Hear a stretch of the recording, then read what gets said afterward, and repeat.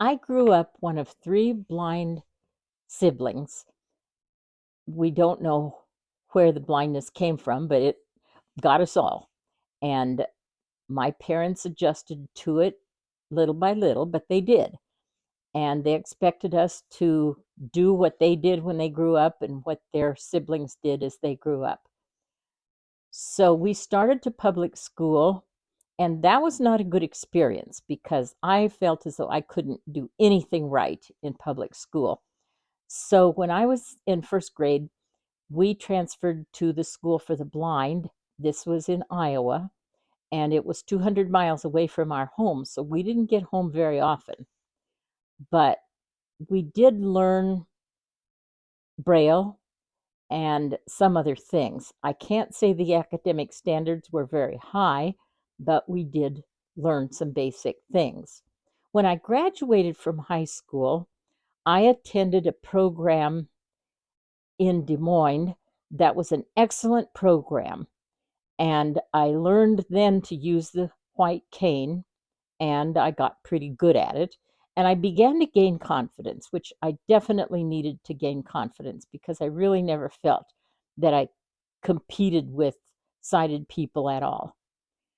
I went to college in Washington, D.C., and studied in an intensive course for Russian and German. I took Russian, and I always planned to teach. So I went to Georgetown University to get a degree, and that was an excellent experience. I can't say that I really felt competitive in all the academic classes because my background was pretty weak, but I worked like the Dickens and got through with reasonably good grades. When I was taking training in Des Moines, I met Dr. Kenneth Jernigan, who was one of the outstanding leaders, perhaps the outstanding leader in the second half of the 20th century for blind people. Dr. Jernigan was blind his entire life and a very imaginative and dynamic person. So I was fortunate to have him as a mentor. I joined the National Federation of the Blind in 1965 when I was in Washington, D.C., and the convention actually occurred in Washington, D.C. So I went there really to see my friends, but I came out with something far more valuable than a visit with my friends. I met a man at that convention who had been an immigrant to the United States when he was 5 years old. And when I met him, he was 65. But he said they held us, my whole family, on Ellis Island because of my blindness as a 5 year old child.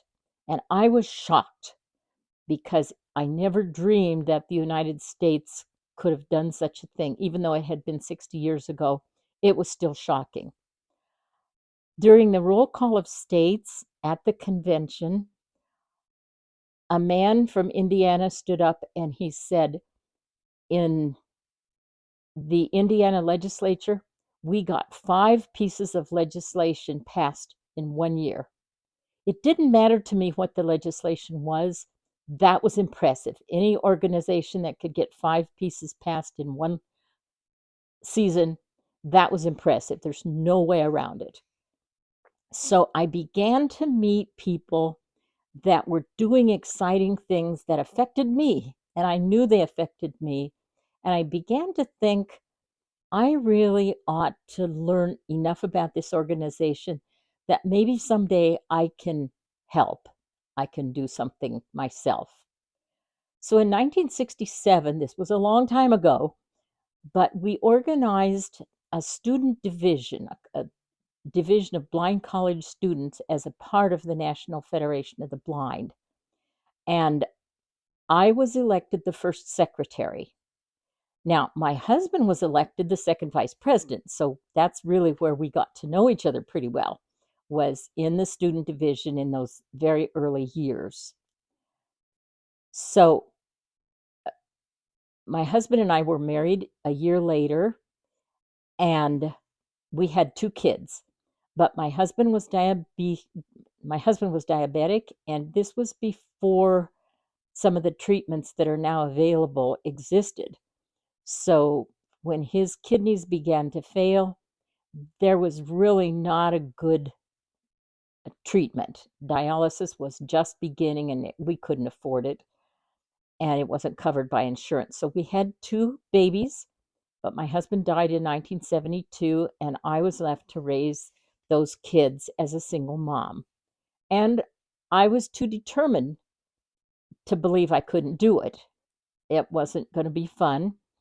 I went back to Iowa and I worked for the Iowa Commission for the Blind for several years, and I taught Braille and several other things. I didn't think there was a good quality instruction book for teaching Braille, so I got together with the other Braille teacher at the commission in Iowa, and I said, I think you and I can write a better book than we have. And she was agreeable, so we did. It was called Beginning Braille for Adults, and it's not in use anymore because Braille's been changed too much, and I haven't taken the time to upgrade it. But it was a very interesting experience. I guess even before that, the student division put together a handbook because there were blind students all over the country, and they really didn't know how to make full use of the rehab services and the library of services, some of which weren't very good across the country, but still, the more they knew, the better use they could get from them. And so we wrote a chapter on tips on techniques and so forth. And that little handbook, we got it printed and produced. And the day we made it available, we got an order for 500 copies from the Library of Congress. We were shocked. We only printed 500 copies, and it was just a delight to go back and order some more of these handbooks. And so there have been many editions of that handbooks, and so far as I know, it still exists in one edition or another. But a lot of it's online now. I also wrote, because I saw the need, I wrote a book called Questions Kids Ask About Blindness, and it got pretty good circulation. So I began to see some things I could do that were helpful. And one day, Dr. Jernigan called me to his office and said, we're going to make a film at this convention this year, and you're going to see that we get the things in the film that ought to be there. He gave me some guidance, and I said, I can't do that. But Dr. Jernigan said, well, who would you recommend? And I said, well, I gave him some ideas. And he told me one of those two people had too much to do already, and the other one wouldn't be as good at it as I would. Well, the second idea was a shock to me because this was a man that had more experience. He was older than I was, and I couldn't imagine how he couldn't do a better job than I could. But, Dr. Jernigan was the kind of man you just didn't argue with him. So I finally backed down and said, okay, I will do my best and hopefully I can do something worthwhile.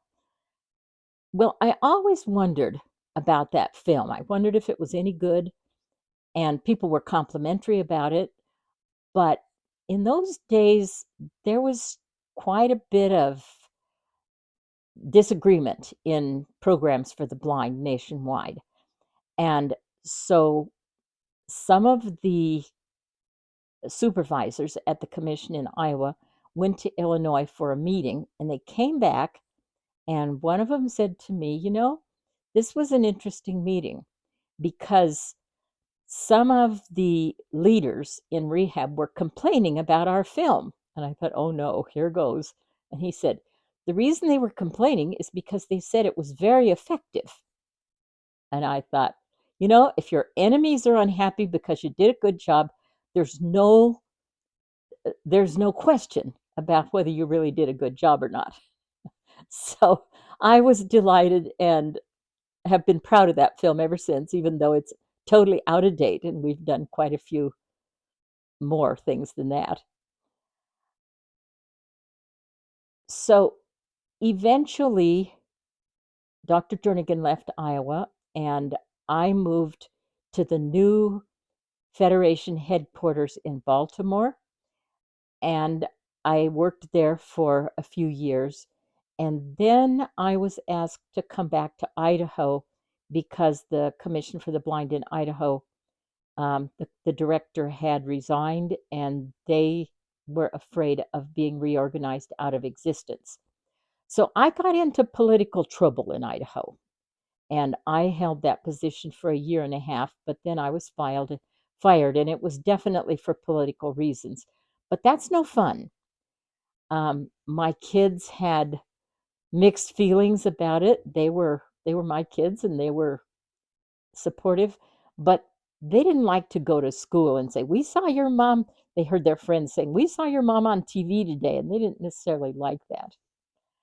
But um, after that, I decided I'd better stay in Idaho because I didn't want the blind here to be demoralized. So I went into the bakery business, and there's a totem pole down at Capitol and University, and that was the famous mark in front of our building. It was there before we got the building for the bakery, but they tore up the road in front of the building, and so we had to close it. We couldn't keep it open for a long time. So I went into another business doing fundraising and public education, and that was a much more successful business. So I had a full career in business. My kids were growing up all this time, and I'm very proud of them now. They're in their 50s, and I have four grandchildren who are a lot of fun. The oldest one graduated from college, and the youngest one graduated from high school this spring. So we're going to celebrate, and we should do that, don't you think? When my kids were young, um, and started to school, they began to express some new ideas. And my daughter came to me one day when she was in kindergarten and she said, "Mommy, I wish you could see." And I said, "Well, sometimes I do too, but it's not a big deal. Why do you say that?" And she said, "Well, I just wish you could see." So I thought, I put my thinking cap on and I thought, why would that come up now? And I thought, I can just imagine people at school are probably talking behind their hands even, but they're saying that little girl's mother's blind. And they're saying it as if blindness isn't a good thing. So I thought, what can I do about it? So I went to the school and I said, I would like to come and speak to the kids in all the classes, if you want me to, about blindness and tell them how blind people function, how they use braille and cane travel and hold jobs and all the things that are normal. And they were delighted to have me do that. And so I did speak to, I think, the classes all the way from kindergarten through sixth. And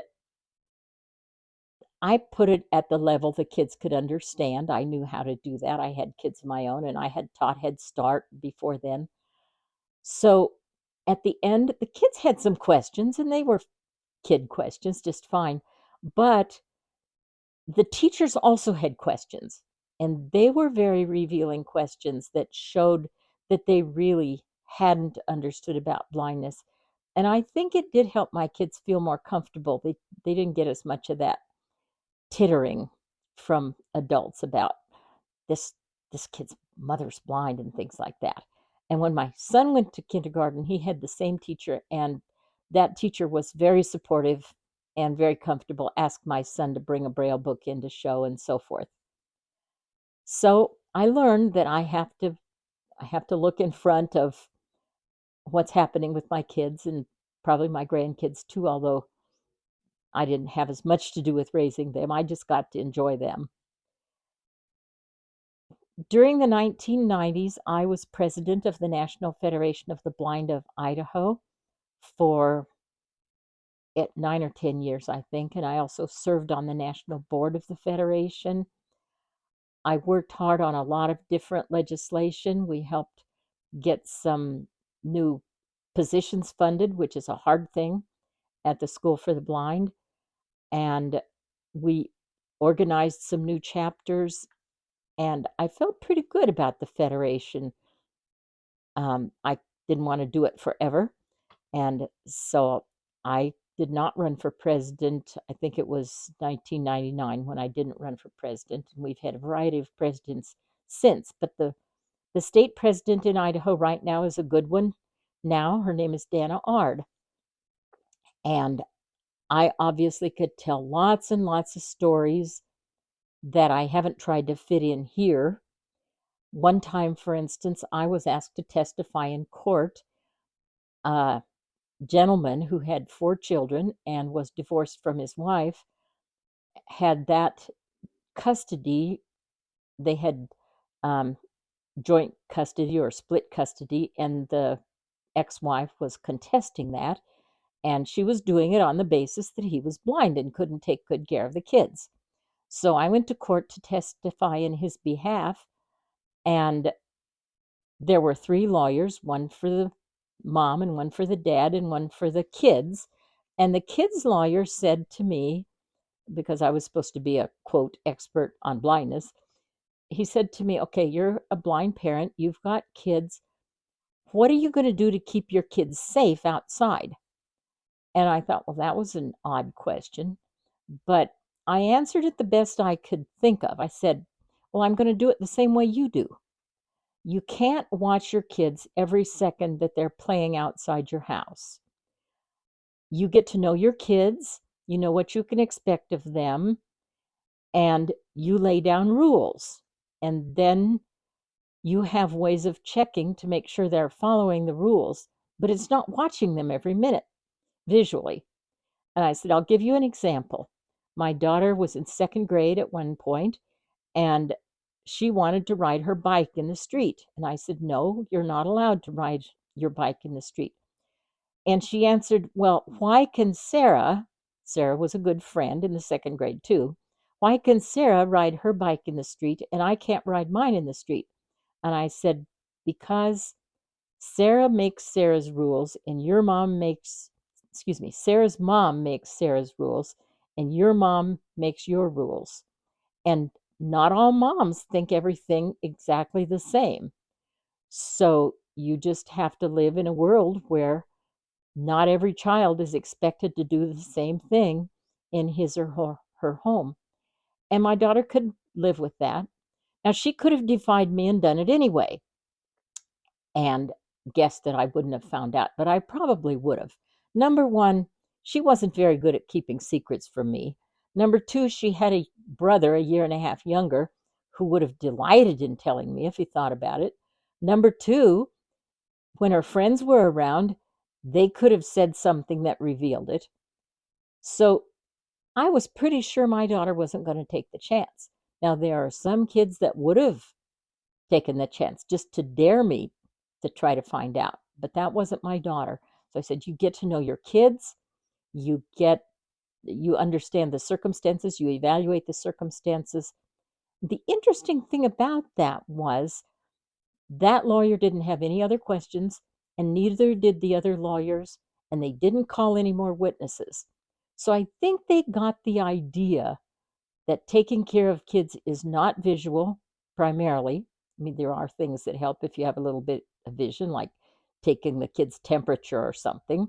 You might ask somebody to come in and do that. But for the most part, it's not visual. You can change diapers by touch. You can do the things you need to do. You can prepare food by touch. And if their shirts are sloppy, dirty, you know you got a sloppy kid. And if they come out pretty clean, they're being a lot more careful. So there are lots of cues you have that are not visual. How do I know if a shirt's dirty? Well, because it's sticky and wet. So you get the picture. And I learned a lot of that as a kid. I taught a lot of it to myself. I learned a lot of it by hearing other people talk about it, other blind people talk about it. And that's the way sighted people learn too. Yes, you observe some things visually. Color is an interesting thing. When my son was 3 years old, he had a purple plaid flannel shirt, nice and soft, and he had some orange striped stretch pants, and they were both comfortable. He wanted to wear them together. Now, I think you could do that. But at the time, You wouldn't do that. And if I let him wear them together, people were going to say, "Oh, that mom doesn't know any better because she's blind." So I didn't dare do that. So I said, "You can't do that. They don't look good together." And he, at the ripe old age of 3, he said, "Well, I yike it." But he still didn't get to wear them together. So I have had lots of experiences. I love to travel, and I would tell you about traveling, but in a different recording.